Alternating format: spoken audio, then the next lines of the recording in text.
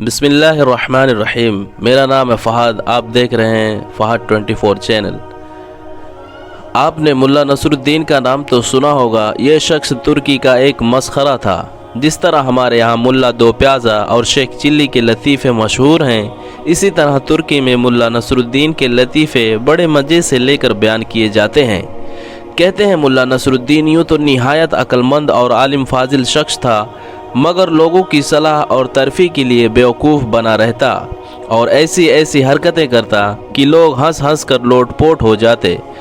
मुल्ला नसरुद्दीन के पड़ोस में एक मालदार यहूदी रहता, जो इतना कंजूस था कि कभी किसी गरीब और मोहताज को एक पैसा ना देता। मुल्ला ने कई मरतबा उसे समझाया कि खुदा ने तुम्हें दौलत अता की है, इसे गरीब और मुफलिस लोगों पर खर्च किया करो, लेकिन उसने मुल्ला की एक नसीहत ना सुनी। आखिरकार मुल्ला नसरुद्दीन ने उसे सज़ा देने के लिए एक तरकीब सोची। एक रोज़ सुबह सवेरे वह नमाज पढ़कर ज़ोर ज़ोर से दुआ मांगने लगा, या अल्लाह, अगर तू मुझे 1000 अशरफियाँ की थैली भेज दे तो मैं उसे मोहताजी पर सर्फ कर दूँ, लेकिन अगर उसमें से एक अशरफी भी कम हुई तो हरगिज़ कबूल ना करूँगा। यहूदी ने यह दुआ सुनी तो सोचा कि मुल्ला बड़ा ईमानदार बनता है, इसकी ईमानदारी आजमानी चाहिए। ये सोचकर उसने थैली में 999 अशरफियाँ भरी और ऐन उस वक्त जब मुल्ला नसरुद्दीन दुआ मांग रहा था, अशरफियाँ से भरी थैली उसके सहन में फेंक दी। मुल्ला नसरुद्दीन ने लपक कर थैली उठा ली और उसमें से अशरफियाँ निकाल कर गिनने लगा। कुल 999 अशरफियाँ थीं। मुल्ला ने खुदा का शुक्र अदा किया और कहने लगा, या अल्लाह, मैं तेरा शुक्रगुजार कि तूने मेरी दुआ कबूल फरमा ली। एक अशरफी कम है तो कोई बात नहीं, ये अशरफियाँ फिर कभी दे देना। यहूदी ने जब मुल्ला नसरुद्दीन के ये अल्फाज सुने तो सख्त परेशान हो गया और दिल में कहने लगा, यह मुल्ला तो बहुत चालाक है, इसने धोखे से मेरी अशरफियाँ हथिया ली हैं।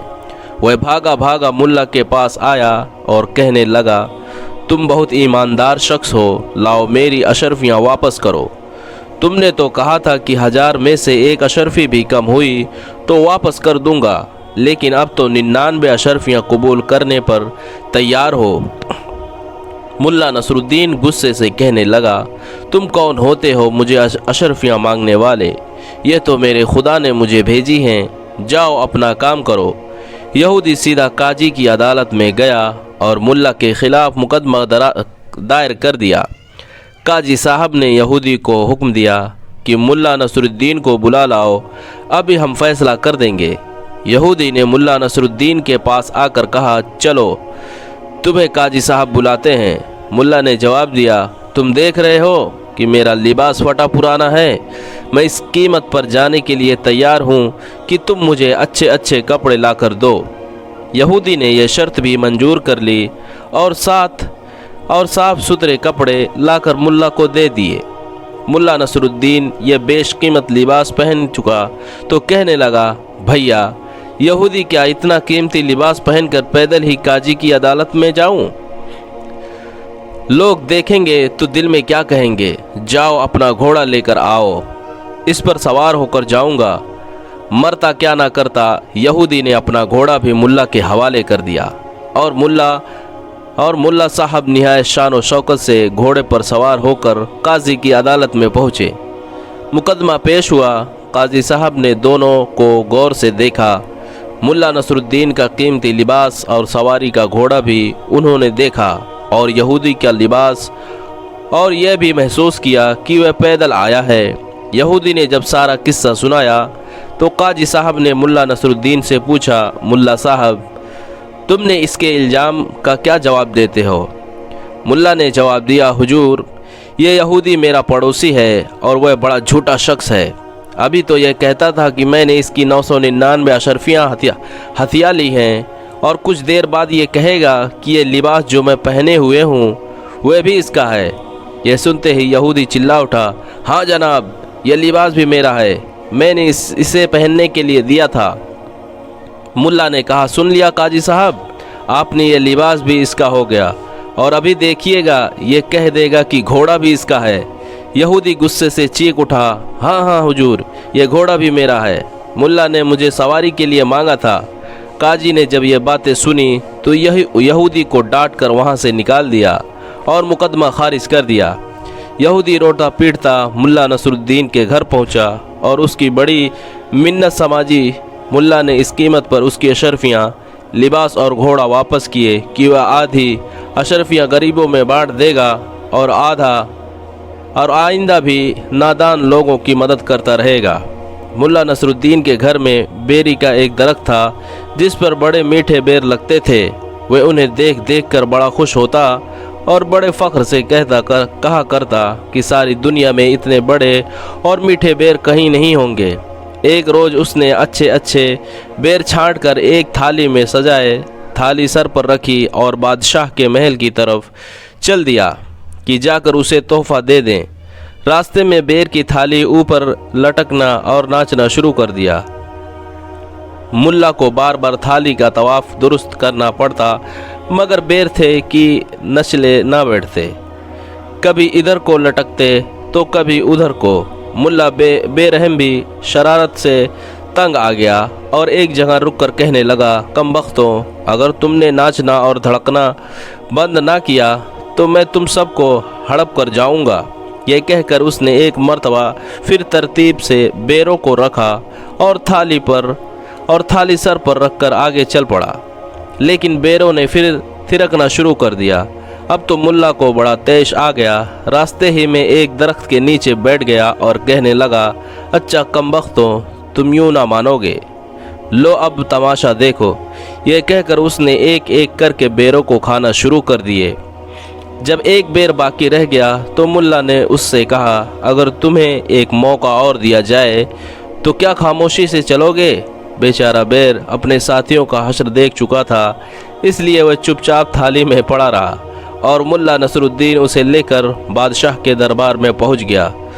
उस रोज़ बादशाह सलामत का मूड बहुत अच्छा था। उन्होंने मुल्ला नसरुद्दीन को तोहफ़ा मज़े लेकर खाया और खूब तारीफ़ की। फिर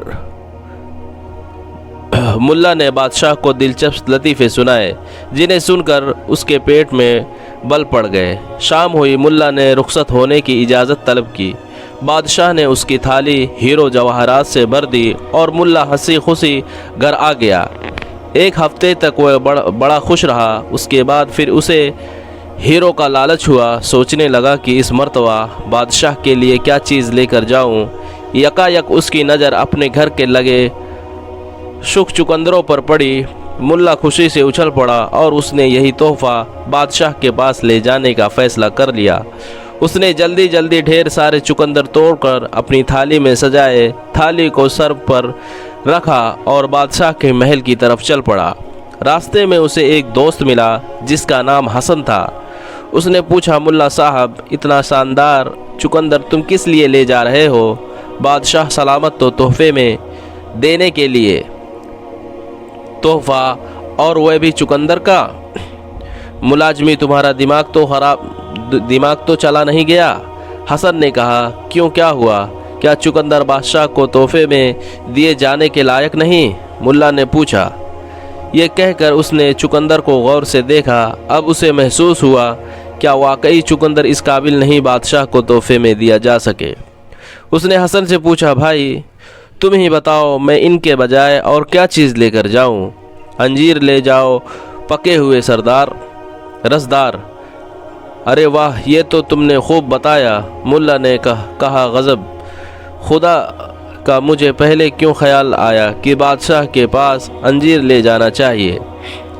वह उल्टे पांव बाज़ार की जानिब चला और एक दुकानदार के चुकंदर के पके रसदार अंजीर ले लिए।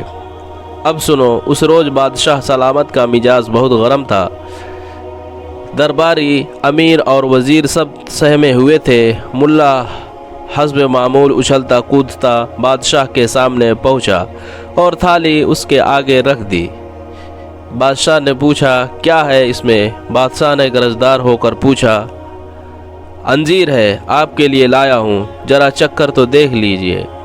बादशाह के गुस्से का पारा और गर्म हो गया।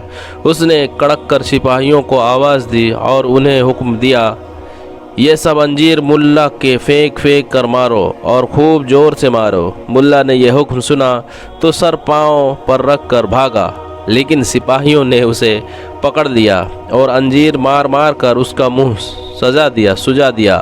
جب انجیر ختم ہو گئی تو سپاہیوں نے اسے چھوڑ دیا اور وہ تیر کی طرح وہاں سے رفو چکر ہو گیا۔